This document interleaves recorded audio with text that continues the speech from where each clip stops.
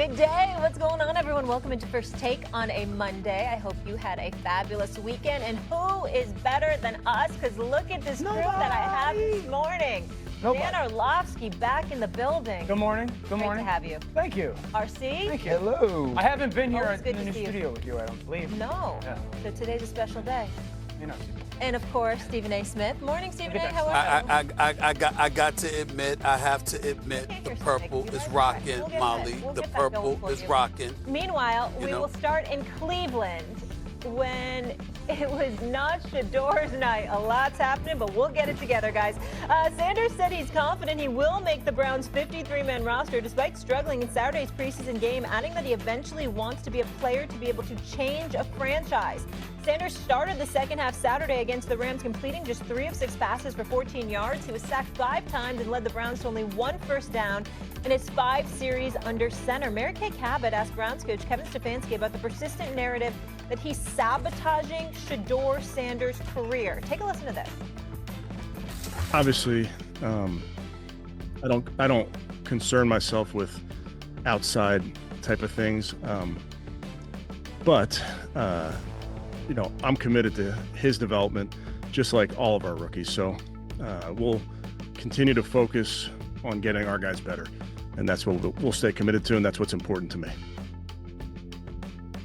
Hall of Famer Kurt Warner stopped short of blaming Stefanski, but weighed in on the rookie quarterbacks in their preseason finale by saying, I was really looking forward to the competition between Dillon Gabriel and Shedeur Sanders in the last preseason game. I know it plays out like this sometimes. It's a bummer that both didn't have the same opportunities to make plays. Dillon Gabriel played well again, but had good opportunities to make plays. Shedeur Sanders didn't have those same opportunities, so it was hard to make much of an assessment. Stephen A., coming to you on this, does Stefanski deserve criticism for how he's handled this quarterback competition?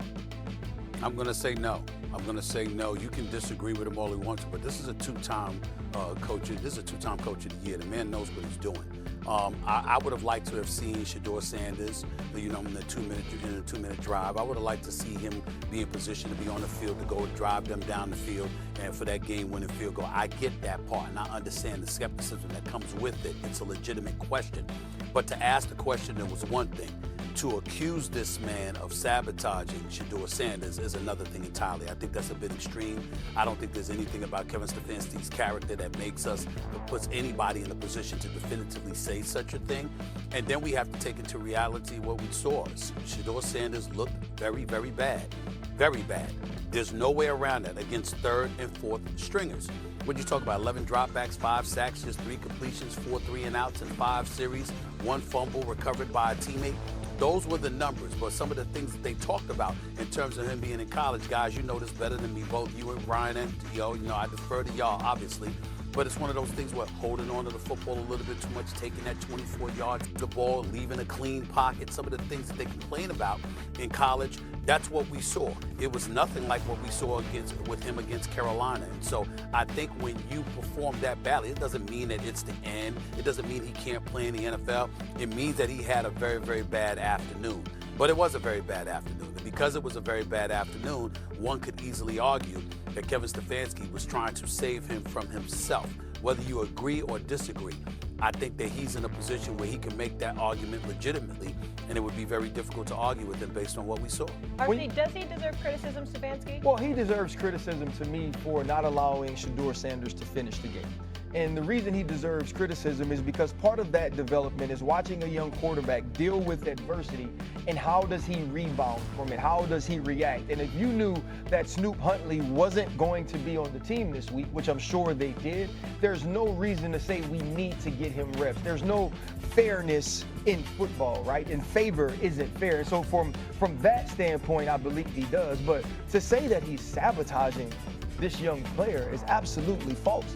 The problem is we saw Shedeur Sanders one way headed into the draft. We evaluated him as a late first round, early second round pick. And so we expected a level of elation from Kevin Stefanski and the Cleveland Browns that they got someone we saw as being a tier above where he was drafted in the 5th round.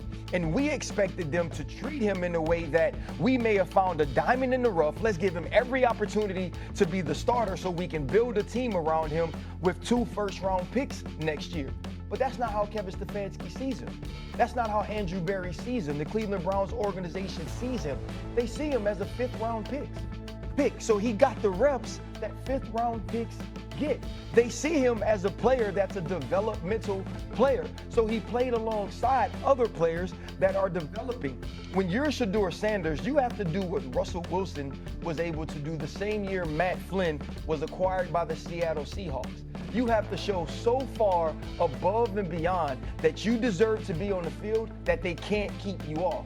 And Shedeur Sanders didn't do that. Okay.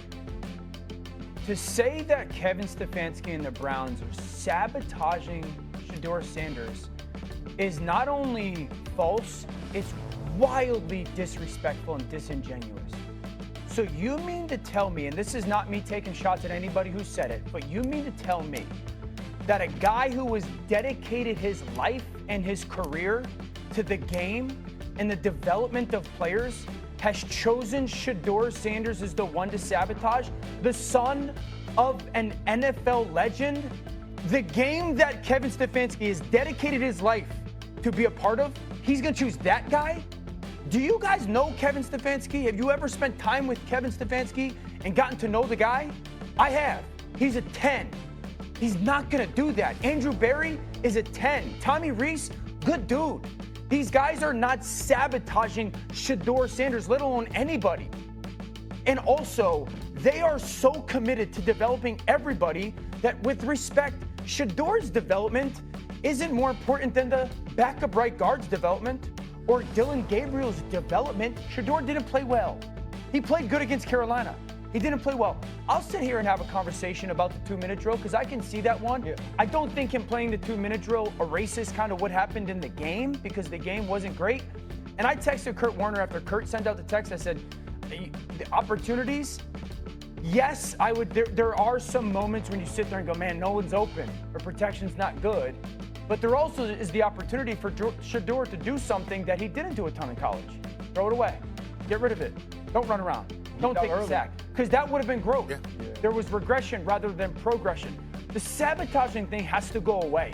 It's lazy, it's immature, it's disingenuous to the human and the person. Well, I think, forget the football. And I know we got to get to Stephen A. I think it's the entire process that makes people lean toward the sabotage narrative, right? It is the belief. It is the belief that we felt he should have been drafted earlier. And if you listen to Mel Kiper, Stephen A. Smith, even Dan Orlovsky, we all expected that Shedeur Sanders would be an earlier pick, right? So at first, it was even a question of collusion.